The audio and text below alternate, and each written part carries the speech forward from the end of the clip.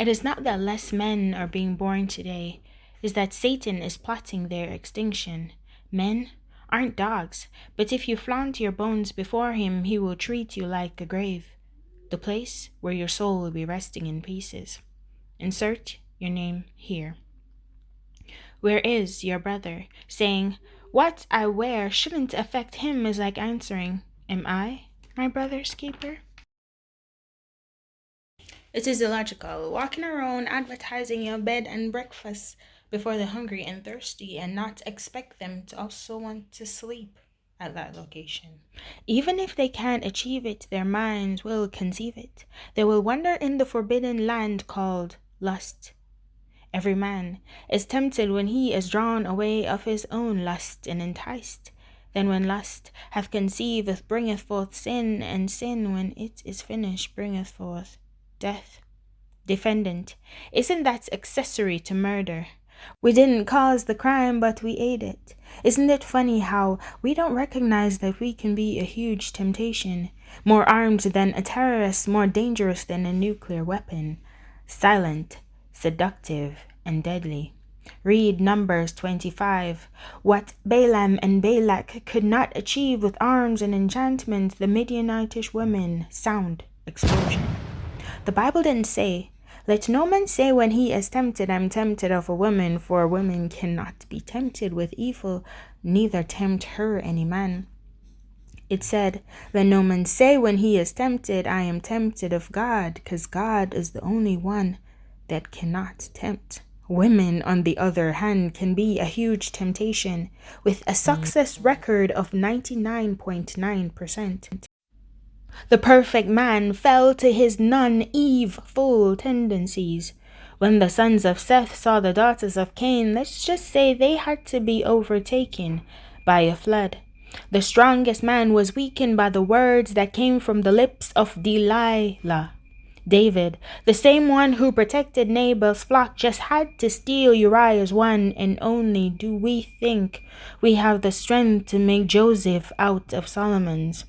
He was strong enough to resist the temptation to not touch that which pertained to another. We are not our own. We belong to Jesus. He is the only one that can share in our Shekinah glory and live. When we invite the commoners on days not atonement, we are setting them up for failure. When there are Korites walking around, our furniture needs to be covered. The devil wants to make Uzzahs out of all men by enlisting women for their assassination. Don't be like Cain. Don't kill your brother. Help meet the standard of holiness. We are our brother's keeper. If you think you aren't, we are keeping the keys to Satan's greatest weaponry. Women don't recognize their power. They are enlisted in the service of Satan. They exert, entrap, and destroy souls. She hath cast down many wounded, yea, many strong men have been slain by her. With one stone from the wall of our temple, we can take down Abimelech's. Stone walls are what we put up when we tell ourselves what we wear shouldn't affect them, but what we wear affects him. He might be a master designer, but his catwalk has nothing to do with the world standard of fashion. When he presents you on the runway as his top model in his best attire, you will be clothed more beautifully than Solomon in all his glory. Your face will not be in need of make-up because he removes blemishes from the inside out. Who wouldn't want to be his covered girl? Just in case you missed it, he is a master designer, but he wants to be your cardiologist. He focuses on everything that has to do with the inside of the whitewashed sepulchre. The heart of the matter is that they are dead men's bone in need of resurrection.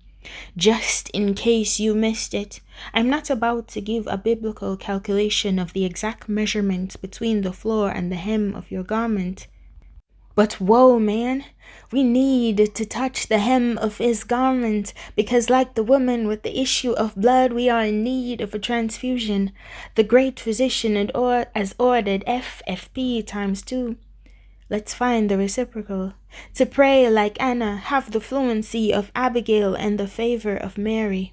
Don't get me wrong. Women are so powerful. Enlisted in the service of God, we can pray like Anna for a revival in our wombs and bring forth Samuels, breastfed with the word of God, and even after he is weaned, serves him for a lifetime.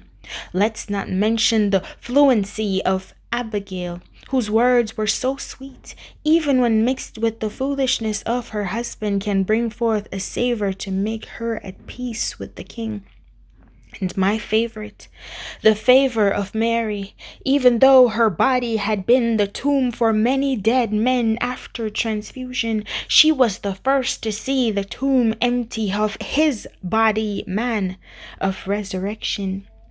Haven't we learned from the beginning that even a perfect man's appetite is fragile, so caring women handle with care?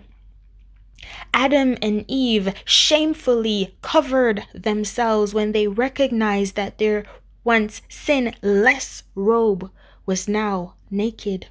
Today, we shamelessly uncover our nakedness before God because we are sinful. Do you still believe that what you wear shouldn't affect men? In Revelations chapter 17 and 19, when it compares the two women, we know which one is pure and which one is the harlot based on how they were attired. Did their characters determine how they were attired, or were they attired based on their character? If you are the bride of Christ, you should not be dressing like the harlot seducing men into fornication. When he knelt with a ring of thorns around his head and a cross upon his back, this was his proposal. He asked, and we say yes in baptism. God does not delight in public display of fleshly demeanor. He wants to clothe us in righteousness. He cannot know us if we don't know to spell I love you, OBEINCE, to his commandments. If what we wear truly doesn't affect them, then when he returns, he will not recognize us, for his wife hath made herself ready and recites her vows daily.